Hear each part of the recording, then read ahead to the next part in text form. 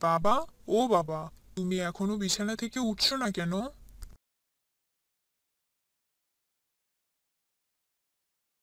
এ কি, তোমার তো দেখছি অনেক জ্বর এসেছে। আমি তোমার জন্য ঔষধ নিয়ে আসছি। হ্যাঁ রে বাবা, আমায় ডাকছিলি কেন?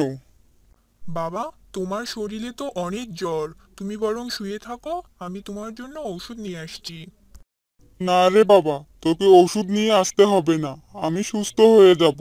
আমাকে নিয়ে তোকে ভাবতে হবে না। বাবা, তুমি এখন উঠে পড়ো তো। একটু খাবার খেয়ে নাও, তারপর দেখা যাবে। এরপর রতন তার বাবাকে নিয়ে খাবার খেতে বসে আর খাবার খেয়ে নেয়। হ্যাঁ রে বাবা, আমি তাহলে এবার জমিতে গেলাম। দেখে আসি জমির কি অবস্থা। না না বাবা, আজ আর তোমাকে জমিতে যেতে হবে না। তুমি বরং বাড়িতে থাকো। আমি এবার জমিতে যাব। কিন্তু বাবা, তুই তো জমির কিছুই বুঝিস না। কিভাবে কি করবি? চিন্তা করো না বাবা, আস্তে আস্তেই সবকিছু বুঝতে পারবো। তুমি বাড়িতে থাকো, আমি জমিতে গেলাম।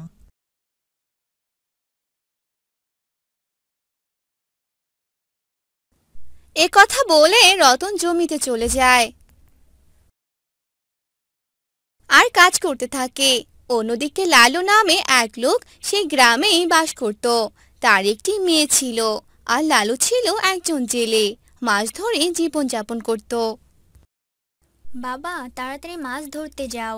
বাড়িতে যে রান্না করার মতো কিছুই নেই। হ্যাঁ রে মা, যাচ্ছি। জালটা একটু এনে দে।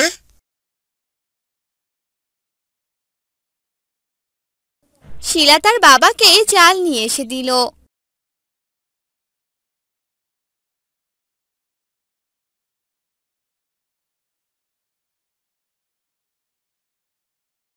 আর লালু জাল নিয়ে নদীতে গেল। দেখি আজ কতগুলো মাছ পাই। বেশি মাছ পেলে বাজারে বিক্রি করব, তাহলে ভালোই হবে। এ কথা বলে লালু মাছ ধরতে লাগলো আর কিছু মাছ পেল আর সেগুলো মাছ নিয়ে বাজারে যেতে লাগলো। আর সেগুলো মাছ বিক্রি করে লালু কিছু বাজার করে বাড়িতে নিয়ে গেল। মা শিলা, এই নে, বাজারগুলো নিয়ে যা। কি ব্যাপার বাবা, তুমি মাছ নিয়ে আসোনি? না রে মা, প্রতিদিন মাছ খেতে একদম ভালো লাগে না। তুই বরং আজ এই সবজিগুলোই রান্না কর। ঠিক আছে বাবা, তাই করছি। এরপর শিলা সেই সবজিগুলো নিয়ে রান্নাঘরে চলে যায়। একদিন তাদের বাড়িতে এক লোক চলে আসে। কি রে লালু, এই লালু, বাড়িতে আছিস? আরে, কে আপনি? আর এভাবে ডাকছেন কেন আমাকে? তোকে আর তোর মেয়েকে এ বাড়ি ছাড়তে হবে, কারণ এ বাড়ি আমার। এ বাড়ি আপনার মানে? কিসব বলছেন আপনি? এ বাড়ি তো আমাদের। না, এ বাড়ি আমার। তোর বউ আমার কাছে অনেক টাকা নিয়েছিল। বলেছিল টাকা ঠিক সময়ে ফেরত দিয়ে দেবে, কিন্তু দেয়নি। কিন্তু আমি তো এ বিষয়ে কিছুই জানি না। হ্যাঁ, এ বিষয়ে তোকে তোর বউ বলেনি। আমাকে বলেছিল আমি যেন তোকে না বলি। কিন্তু এখন তো তোর বউ মারা গেছে, তাই আমাকে তোর কাছে আসতেই হলো। হ্যাঁ বাবা, কাকু একদম ঠিক কথাই বলছে। তুমি অসুস্থ থাকার কারণে মা এই কাকুর কাছে টাকা নিয়েছিল। হ্যাঁ, তোর মেয়ে একদম ঠিক বলেছে। এবার তোরা এই বাড়ি থেকে চলে যা। কিন্তু কাকু, আমরা এখন কোথায় যাব? আমাদের যে যাওয়ার কোনো জায়গা নেই। আপনি আমাদের সাথে এত বড় অন্যায় করবেন না। না না, এখন আর তোদের কোনো কথা শুনতে চাই না। তোদের অনেক সময় দিয়েছিলাম, কিন্তু তোরা কোনো টাকাই ফেরত দিসনি। এখন আর তোদের কোনো সুযোগ দিতে পারবো না। তোরা চলে যা এবার। লালু অনেক কাকুতি মিনতি করতে লাগলো, কিন্তু সেই লোকটি তাদের বাড়ি থেকে বের করে দিল। লালু ও তার মেয়ে সেখান থেকে চলে এলো আর হাঁটতে লাগলো। হাঁটতে হাঁটতে তারা এক জমির পাশে গাছ দেখতে পেল। আর সেখানে বসে পড়ল। বাবা, এখন আমরা কোথায় যাব, কোথায় থাকবো? আমাদের যে যাওয়ার কোনো জায়গা নেই। হ্যাঁ রে মা, কি যে করব কিছুই তো বুঝতে পারছি না। অভাবের সংসারে যে আরো অভাব পড়ে গেল। হায় ভগবান, আমাদের রক্ষা করো। তখনই সেখানে রতন চলে আসে। সে তার জমির পাশে গোপাল আর শিলাকে দেখতে পারে। আরে কে আপনারা, আর এখানে কি করছেন? বাবারে, আমরা যে এক অসহায় ব্যক্তি, আমাদের থাকার কোনো জায়গা নেই। এসব আপনি কি বলছেন? থাকার জায়গা নেই মানে? এরপর লালু রতনকে সব কথা খুলে বলে। এসব শুনে রতনের অনেক মায়া হয়। এজন্য রতন শিলা ও তার বাবাকে সঙ্গে করে নিজের বাড়িতে নিয়ে আসে। কি রে বাবা, এনারা কারা? বাবা, এর নাম শিলা, আর উনি ওর বাবা।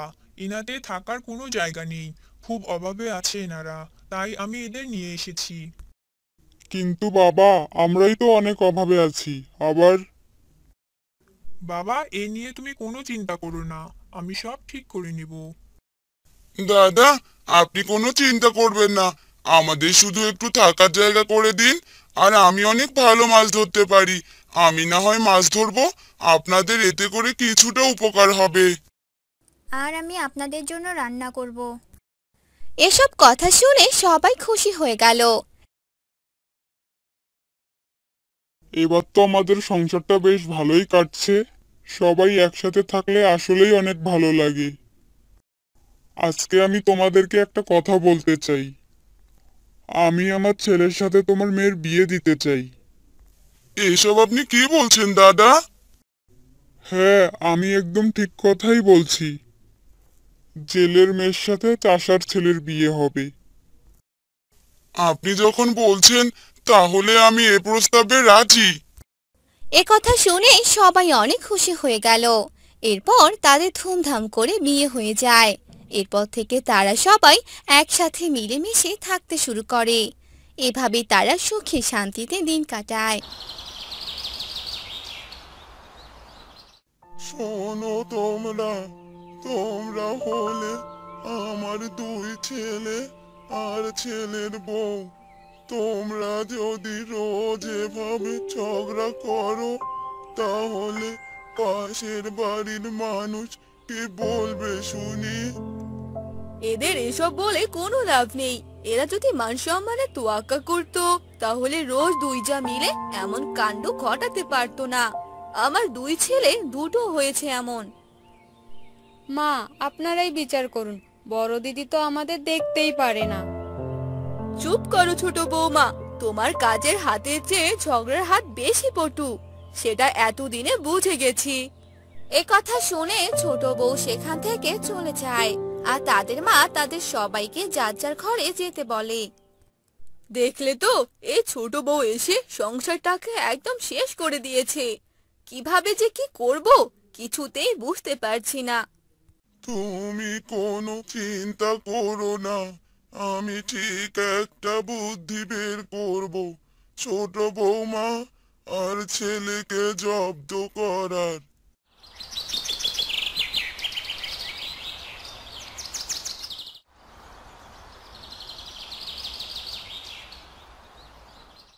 এরপর বৃদ্ধ কয়েকদিন পর তার ছেলেদেরকে ডেকে পাঠায়, আর সবাই এসে হাজির হয়। শোনো, আমার তো এখন বয়স হয়ে গেছে। আমি আর আগের মতো জমি আর পুকুরের দেখাশোনা করতে পারি না। তাই আমার দুই পুকুর দুই ভাইকে দেব। তোরা তাতে মাছ চাষ করবি, কিন্তু একটা শর্ত আছে। আবার কি শর্ত বাবা?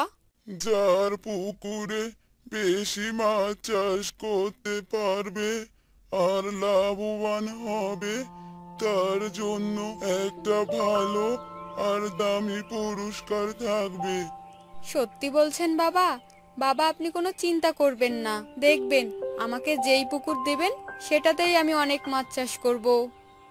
গাছে কাঁঠাল কফে তেল, দেখা যাবে কার পুকুরে কেমন মাছ হয়।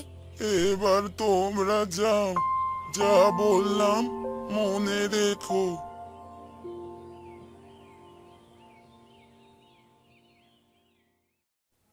তুমি কি ভাবছো, এতে কাজ হবে? হবে গিন্নি, হবে, তুমি চিন্তা করো না। শোনো, তুমি এখনই বাজারে যাও আর বাজার থেকে মাছের পোনা কিনে নিয়ে এসো। এখনই যাচ্ছি, কিছুতেই ওদের বেশি মাছ চাষ করতে দেওয়া যাবে না। ওদের মুখে একদম ঝামা ঘষে দিব। যাও, তাড়াতাড়ি যাও, নয়তো তোমার আগে দাদা চলে যাবে। গিন্নি, রান্না হলো তোমার? তাড়াতাড়ি খেতে দাও, খেয়ে যে আবার গাছ কিনতে যেতে হবে। এই রোদে মাছের পোনা আনা ঠিক হবে না, তাই বিকেলে যাব। এই নাও খাবার, তুমি খেয়ে নাও, আমি বাবা মায়ের ঘরে খাবার দিয়ে আসি। এ কথা বলে বড় বউ খাবার দিয়ে আসে। মা, আপনাদের বাইরে যেতে হবে না, এই যে ঘরেই খাবার দিয়ে গেলাম। আচ্ছা বৌমা, তুমিও খেয়ে নাও। এভাবে কেটে যায় বেশ কিছুদিন। তাদের পুকুরের মাছগুলো দিনে দিনে বড় হতে থাকে। দাদা, আমাকে মাছের খাবার দিন তো, অনেকগুলো মাছের খাবার নেব। কোনগুলো খাবার দিব দাদা? এখানে 2 রকমের মাছের খাবার আছে। আমাকে বড় মাছের খাবার দিন, যেই খাবার খেলে মাছ দ্রুত বড় হবে। এই মাছের খাবার নিলে দাম কিন্তু বেশি পড়বে দাদা। দাদা, খাবার নিয়ে যাব এখন, আর মাছ বড় হলে তখন মাছ বিক্রি করে আপনাকে টাকা দেব। তোমার তো তাহলে কোনো টাকাই খরচ হলো না, কিন্তু আমার এত টাকার খাবার এতদিন তোমার কাছে পড়ে থাকবে, তাহলে তো। আপনি কি সুদ চাচ্ছেন দাদা? সুদ নয় ঠিক, আমি তো ব্যবসা করি, ওটাকে সুদ না বলে লাভ বলতে পারো। আচ্ছা দাদা, আপনার কথাই রইলো, দিন, আমাকে এবার খাবার দিন। এই নিন দাদা। এরপর রামু খাবার নিয়ে বাড়িতে চলে আসে, আর তারা দুজনে মিলে সেই খাবারগুলো তাদের পুকুরে দিতে থাকে। বুঝলে তো গিন্নি, কয়েকদিন পরেই দেখবে আমাদের মাছগুলো কত বড় হয়ে যায়। হ্যাঁ গো, দেখো, ওদের আগে আমরা মাছ বিক্রি করে বাবার থেকে পুরস্কার জিতে নেব।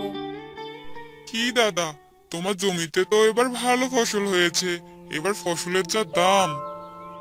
সবই ওই উপরওয়ালার দান। উপরওয়ালা যদি মুখে তুলে না চাইতো তাহলে কি হতো? তা ঠিক বলেছো দাদা। দাদা থাকো, আমি বাজারে যাব। দাঁড়াও দাঁড়াও, আমিও তো বাজারে যাব, আমার যে মাছের খাবার কিনতে হবে। এরপর তারা দুজনে মিলে বাজারে যায় আর মাছের খাবার কিনে বাড়িতে চলে আসে। কি গো, মাছের খাবার এনেছো? হ্যাঁ, এই নাও, যাও খাবারগুলো পুকুরে দিয়ে এসো। এতটুকু খাবার দিয়ে কি হবে বলো তো? গিন্নি, আয় বুঝে ব্যয় করতে হবে। ব্যবসার মূলধন না রেখে ব্যবসা করলে ব্যবসা লাটে উঠবে, বুঝলে? তুমি এই খাবারগুলো দিয়ে এসো, আর সকালে ছাই আর গোবর দিবে। আমরা তো সাধারণ মাছ চাষ করছি, এই খাবারই আমাদের জন্য যথেষ্ট।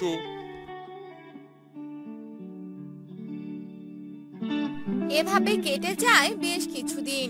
রামু রোজ তার পুকুরে বেশি বেশি খাবার দিতে থাকে, আর রমেশ তার পুকুরে প্রয়োজন মতো খাবার দেয়। শোনো, এখানে ভাত রাখা আছে, তুমি খেয়ে নিও, আমি গেলাম পুকুরে খাবার দিতে। এ কথা বলে রামুর বউ পুকুরে যায় মাছের খাবার দিতে, কিন্তু পুকুরে গিয়ে যা দেখলো তাতে তার চক্ষু ছানা বড়া হয়ে গেল। পুকুরে সব মাছ যে মরে ভেসে আছে। হায় হায় ভগবান, কোথায় গেলে গো সবাই? এদিকে এসো, আমার যে সর্বনাশ হয়ে গেল গো। রামুর বউয়ের এমন কান্না শুনে সেখানে সবাই দৌড়ে আসে, আর সবার চক্ষু চলক গাছ হওয়ার মতো। হায় ভগবান, এসব কিভাবে হলো? এ যে রামুর অনেক বড় ক্ষতি হয়ে গেল গো। থাক, আর আদিক্ষেতা দেখাতে হবে না, এসব তোমাদেরই কাজ, তোমরাই হিংসে করে এসব করেছো। এসব তুই কি বলছিস ছোট? তোর জ্ঞান বুদ্ধি কি লোপ পেয়েছে নাকি? কি ব্যাপার রামু দাদা, কতগুলো টাকার খাবার নিয়ে এলে, এখন তো তোমাকে বাজারের সামনেও দেখা যায় না। আমার টাকা দাও তো। আমার যে সব শেষ হয়ে গেল, আমার পুকুরের সব মাছ যে মরে ভেসে আছে, তোমার টাকা এখন আমি কিভাবে দেব? এসব তোমার আর তোমার বউয়ের লোভের ফল। কতবার বলেছিলাম এত খাবার নিও না, কিন্তু তোমরা তোমাদের বড় ভাইকে হিংসে করে নিজেদের এমন ক্ষতি করলে। লোভ আর হিংসে তোমাদের আজ ধ্বংস করলো। এই নাও দাদা, তোমার মাছে খাবারের সব টাকা। দাদা দিদি, তোমরা আমাদের ক্ষমা করে দাও, আমরা যে অনেক অন্যায় করেছি তোমাদের সাথে। হ্যাঁ দাদা, ক্ষমা করে দাও আমাদের। এবার থেকে আমরা মিলে মিশে থাকবো, কোনো ঝগড়া করব না। আরে পাগল, ওঠ ওঠ, আমি তোদের ক্ষমা করে দিয়েছি। তোগদারপাড়া গ্রামে এক দম্পতি বাস করত। তাদের মধ্যে ছিল অনেক মিল ভালোবাসা। সে দম্পতির নাম ছিল সবুজ আর তার স্ত্রী রূপা। সবুজ অনেক সৎ ও কর্মিষ্ঠ ছিল। তার অভাবের সংসার হলেও সুখের কোনো কমতি ছিল না।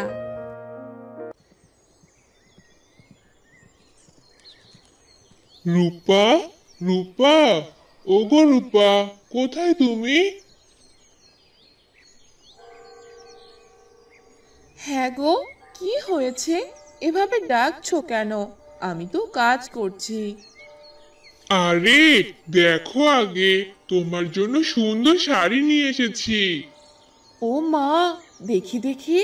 বাহ, অনেক সুন্দর। কিন্তু তোমার কাছে তো অত টাকা নেই। শুধু শুধু শাড়িটা নিতে গেলে কেন? আরে টাকা তো অনেক রোজগার করতে পারবো, কিন্তু বউয়ের এই হাসিটা মন ভালো করে দেয়, বুঝতে পেরেছো? হয়েছে হয়েছে, তোমার যা কথা। যাও, হাত মুখ ধুয়ে আসো, আমি তোমাকে খেতে দিচ্ছি। এরপর সবুজ হাত মুখ ধুতে যায়।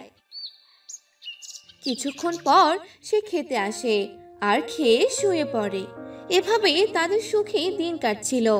একদিন রমেশ সবুজকে খুঁজতে আসে। সবুজ ভাই, সবুজ ভাই, বাড়িতে আছে? কে কে ডাকছে?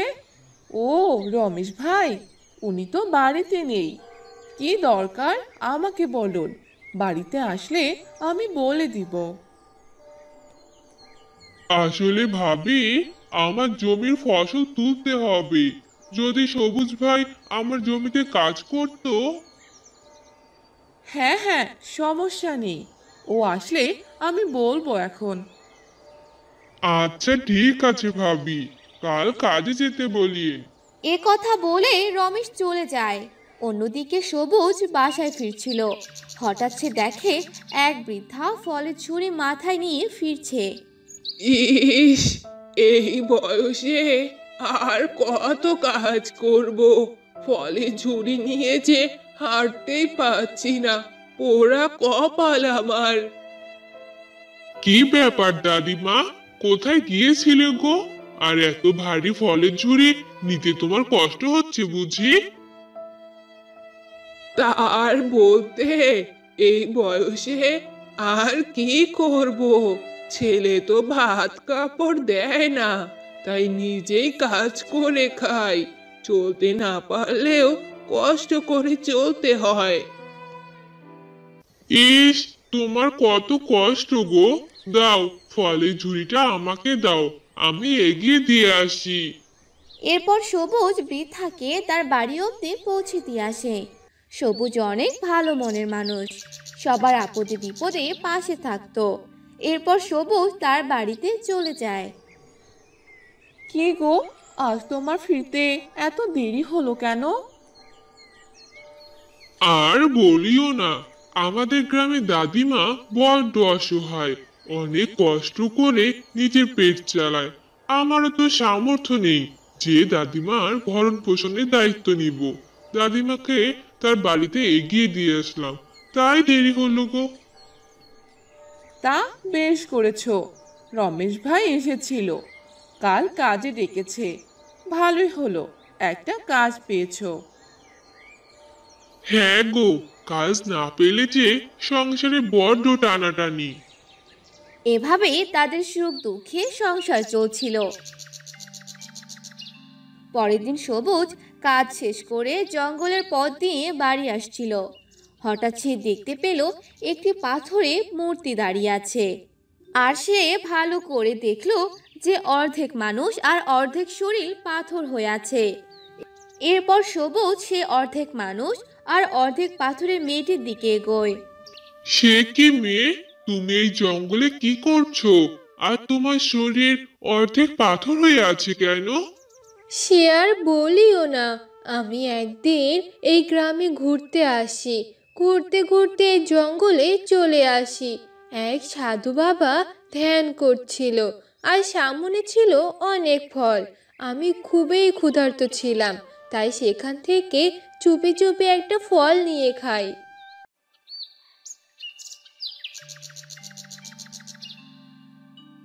এই এই এই মেয়ে, তোর বাসা কোথায়?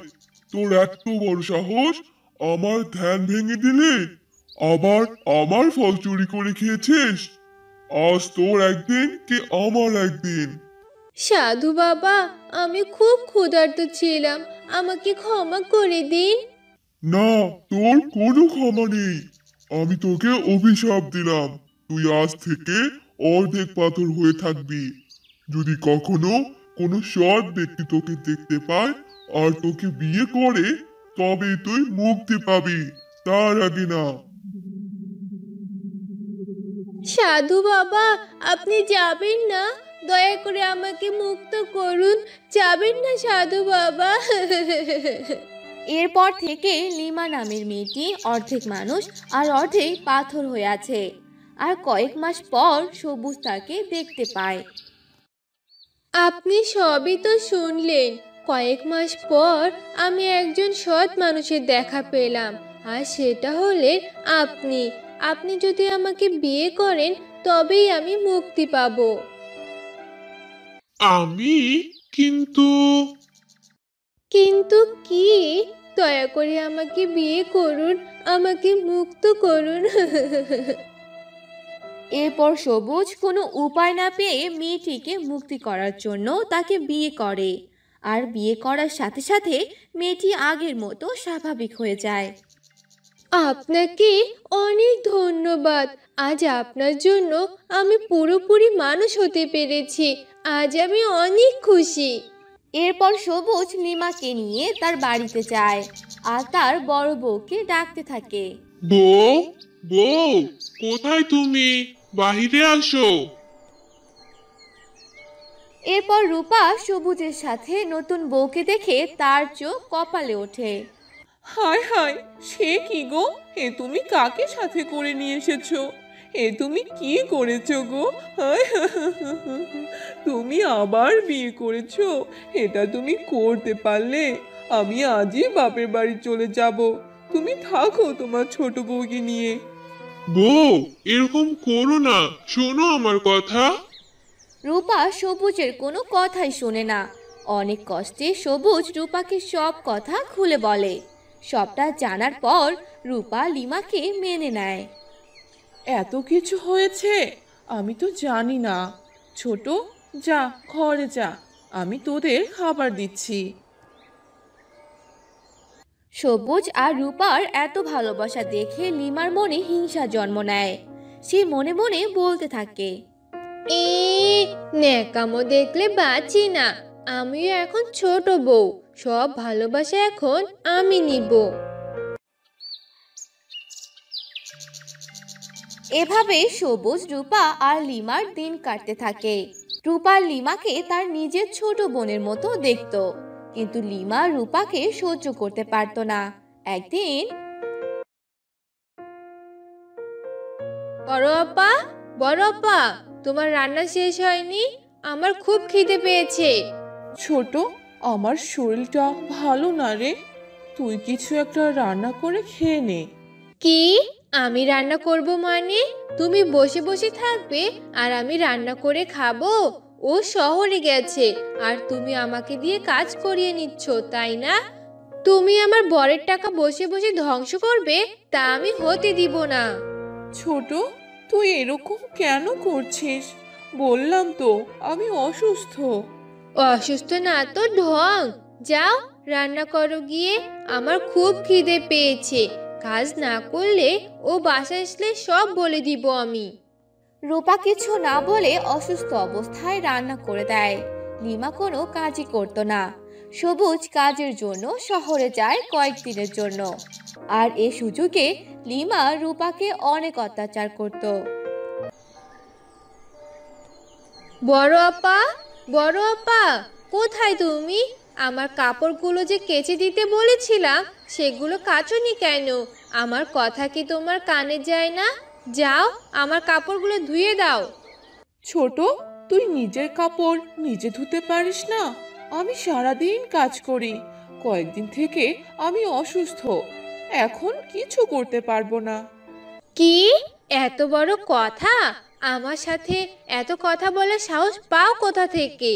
এ বাড়ি এখন থেকে আমার, তোমাকে এ বাড়িতে আর থাকতে দিব না আমি। বের হয়ে যাও বলছি, না হলে আমার থেকে খারাপ আর কেউ হবে না। এসব তুই কি বলছিস ছোট? এ বাড়ি আমার স্বামীর, আমি কেন বাড়ি থেকে যাব? আমি কোথাও যাব না। যাবে না? তোমার ঘাড় যাবে। এ কথা বলে লিমা রূপাকে টানতে টানতে বাড়ি থেকে বের করে দেয়। আর রূপা কাঁদতে কাঁদতে চলে যায়। ওগো, তুমি কোথায়? তুমি বাসায় কাকে এনেছো? এই মেয়ে যে আমাকে বাসা থেকে বের করে দিয়েছে। রূপা মনে অনেক কষ্ট নিয়ে তার বাবার বাসায় চলে যায়। এদিকে 2 দিন কেটে যায়। সবুজ বাসায় ফিরে তার বড় বউ করে রূপাকে ডাকতে থাকে। বড় বউ, কোথায় তুমি? দেখো আমি তোমাদের জন্য কি নিয়ে এসেছি। কি গো, কোথায় তুমি? বের হচ্ছ না কেন? বউ। সবুজ অনেক ডাকাডাকি করেও রূপা বের হয় না। তাই সে রাগ করে ঘরে গিয়ে দেখে রূপা ঘরে নেই, আর লিমা বসে বসে সাজছে। তারপর সে বলে, কি ব্যাপার লিমা, রূপা কোথায়? আমি এত ডাকছি, কথা কানে যায় না নাকি? বড় আপা বাবার বাসায় চলে গেছে, উনি আর সংসার করবে না।